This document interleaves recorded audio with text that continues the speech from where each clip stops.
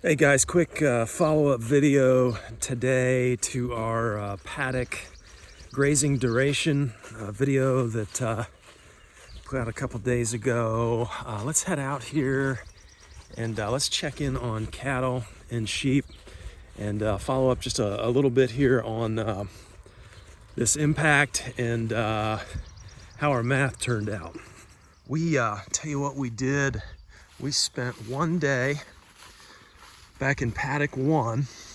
We'll go back there and look at that. And then we spent one day in paddock 2 here. Looking at this, I'm pretty pleased with this. You know, there's spots that are low, but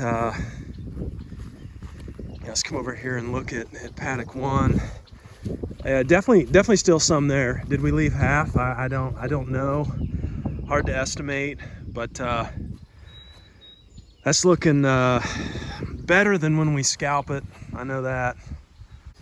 Yeah, it's right on about 48 hours since we started paddock 1 here, so 24 hours in each paddock. I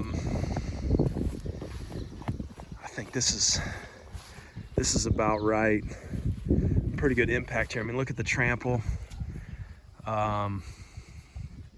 You know, we could stay here. We could keep taking this down. But again, going back to that leaf volume, percent of leaf volume removed versus root growth stoppage, you know, learning from that we can go up to half and really not have much of a below ground impact. Sorry, let me rephrase that. We can take up to half above ground and not have much of any impact below ground. I'll tell you, cattle look happy as well. Let's move them. Come on, Moose. Okay. A little bit of fly pressure.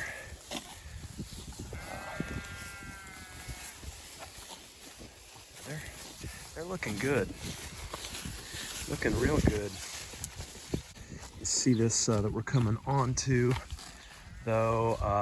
You know, I would estimate I can get the grazing stick out, but we've got more here than we had on those first 2 paddocks. Again, when you get into these areas here closer to the coop, this is where we've had chickens, and so much better, thicker. Let's get the big stick out here. Again, homemade graze stick here, no graze at the bottom 4 inches, measuring every 3 inches here. Let's get down here and flip the camera around here. Probably pretty representative here what we have. You can see just, I mean, thick. We're way up. Let's just say, for convenience's sake, I mean, let's just say 20 inches average. This is pretty thick down in here. Again, a place where we ran chickens and turkeys. At doing that math, you know, how long can we be here? Let's walk through that again. You know, 20 inches at, you know, again, between 150 to 200 pounds of dry matter forage per inch of pasture per acre. So let's assume we're somewhere in the middle there. Let's say 150. So 150 times 20 inches would be 3,000 pounds of dry matter forage per acre. Divide that by 4. You know, what are we, 750 pounds in this quarter acre, 750 pounds of dry matter forage in this quarter acre. And, you know, I think we said the other day we were at about 168 pounds is what we needed. I think that was for 3%. We could go a little over 2 days, right? A little over 2 days and only take half. We'll plan on pausing here 2 days. Again, the advantage to, you know, stopping each time and calculating this is we can gas and brake pedal it, right? I mean, we gas pedaled it through those 2, right? 1 day on each of those 2. Again, have not really had a whole lot of chicken pressure out there on those 2, so poor paddocks. And then coming in here, and this is gangbusters in here.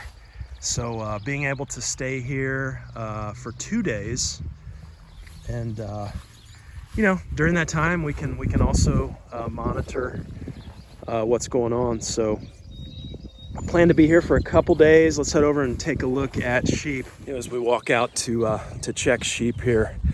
So taking half, leaving half, you look at that in terms of the sigmoid curve of grass. I was thinking about this, and it does make sense. There's 3 stages to grass growth: your infant stage, teenage stage, where it's got the quickest growth rate, and then your elderly stage, I think Salatin calls it, right, where you're putting on a seed head, kind of rounding off in terms of productivity. When we're only taking half, it makes sense plotting that against that sigmoid curve of grass growth, because we're clipping more at the top, especially with these pastures now. We're more, I would say, trending more into the seed head stage, which is fine.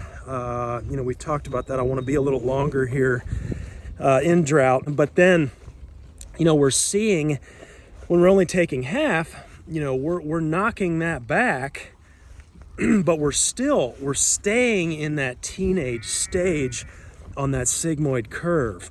And I think it's pretty curious, right, to think of these two kind of pieces of information up against each other. It makes sense. And I think, beyond that, what's even more intriguing to me, and I was talking to my wife about this last night, we've owned this place for almost 7 years, and I'm still just as intrigued with grass, with grazing, rotating, but it goes beyond that for me, and it gets into more of the places of the heart of man. And for instance,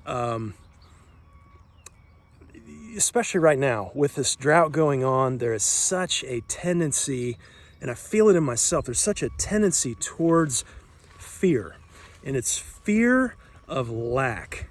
We're not going to have enough, we're drying up, and you get into that cycle of thinking. And then what is so intriguing to me is the way that what is going on, what's happening in the heart of man, directly impacts what we see happen physically in the land, in the pasture. For instance, when I drought, oh my gosh, I've got to keep them in one place longer, keep them there longer, because I'm afraid we're not going to have enough at the end of the rotation, right? Now, whether or not that's true, but that's the fear, right? And so I keep them in one place, you keep them bunched up, well, what ends up happening? Well, you knock the grass all the way back, down into that infant stage, right? And then we know what we do to root growth stoppage. We've just annihilated it. We've taken it all the way down. And curious that fear of lack and the impact that we see. Greed is at the other end of the spectrum, right? And isn't it curious? So what actually matters? This is important, the rotational grazing and what we're learning and all of this stuff. But what's the most important is what's happening on the inside of us.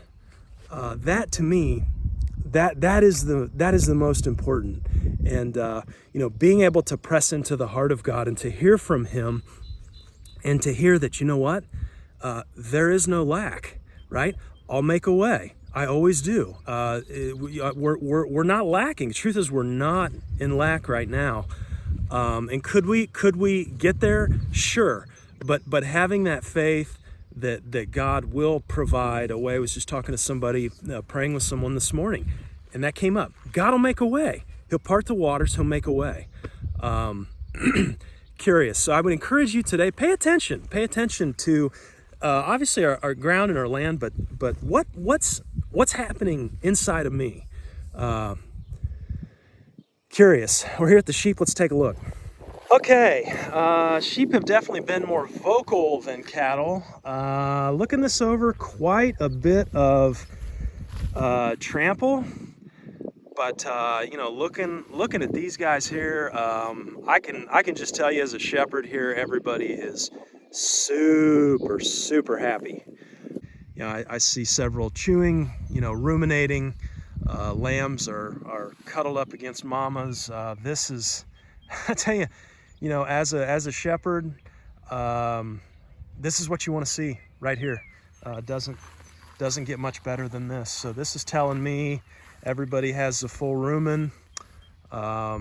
Everybody is comfortable, about as good as you can get here. We've still got some. Again, this is the end of day 2.